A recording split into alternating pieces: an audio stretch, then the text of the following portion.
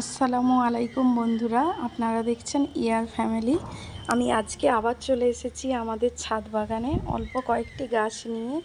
দেখুন, আজকেও কিন্তু বৃষ্টির ওয়েদার, কিভাবে সব গাছগুলো বৃষ্টির জল পেয়ে সতেজ হয়ে উঠেছে।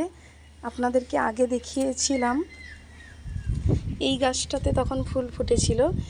আজকে দেখুন এই গাছটাতেও কেমন ফুল ফুটেছে, তবে মনে হচ্ছে রোদ উঠলে এই ফুলটার কালার আরও গাঢ় হয়ে যাবে।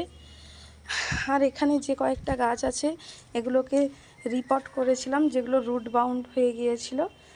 এই গাছটাও ঠিক আছে, এটাও ঠিক আছে। এই গাছের কয়েকটি চারা আমি এই টবটাতে বসিয়েছিলাম, কিন্তু দেখুন সব গাছগুলোই মারা গেছে। এটা আমার ভুলের কারণে।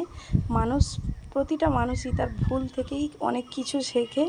এই গাছটাকে বসানোর পরে এটাকে ছায়াযুক্ত জায়গায় রাখা উচিত ছিল, তার জায়গায় আমি এখানে রেখেছিলাম। এখানে সকালের প্রথমের রোদ না পড়লেও বেলার দিকের রোদটা অনেকভাবে পড়ে, এত গাঢ়ভাবে পড়ে যে গাছগুলো সেভাবে সারভাইভ করতে পারেনি।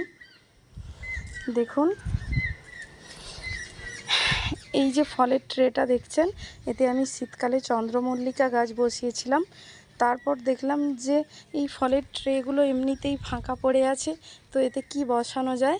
আমার নিচে অনেকগুলোই গাছ আছে, সেই গাছের টবের সব সাইডে নয়নতারা গাছের চারাগুলো বেরিয়েছিল। সেই নয়নতারা গাছের চারাগুলোকেই আমি এই ট্রেতে বসিয়ে দিয়েছি। দেখুন তো কেমন লাগছে বন্ধুরা।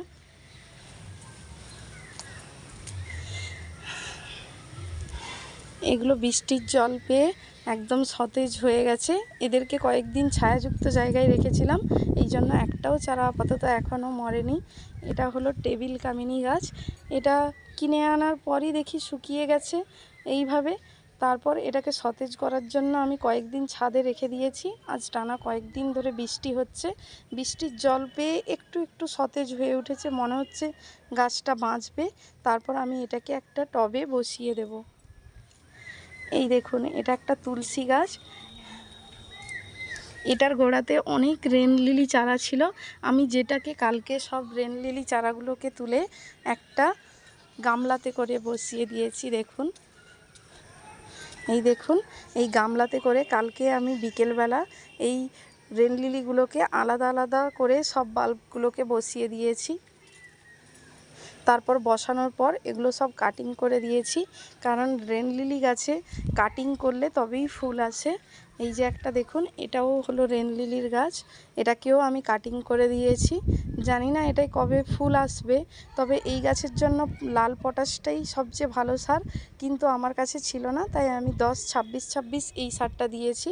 এবার দেখা যাক বৃষ্টির জল পেয়ে এটাতে রেন লিলি গাছে ফুল আসে কিনা।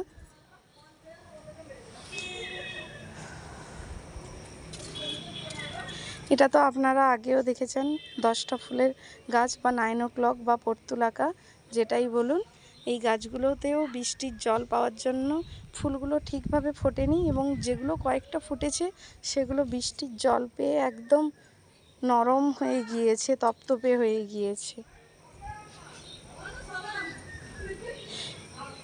এই পর্তুলাকা বা 9 o'clock এই ফুলটা কিন্তু বৃষ্টির থেকেও রোদ পেলে আরও ভালোভাবে ফোটে, এবং পুরো মনে হয় যেন ছোট ছোট গোলাপের মতো।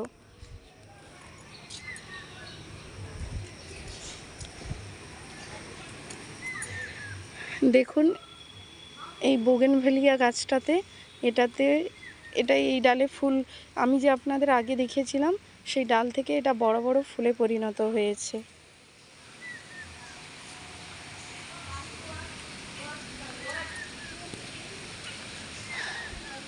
সব গোলাপ গাছ তো মারা গেছে রোদের তাপে, এই কয়েকটা হাজারি গোলাপই বেঁচে আছে। জানি না এগুলো শেষ পর্যন্ত থাকবে কিনা।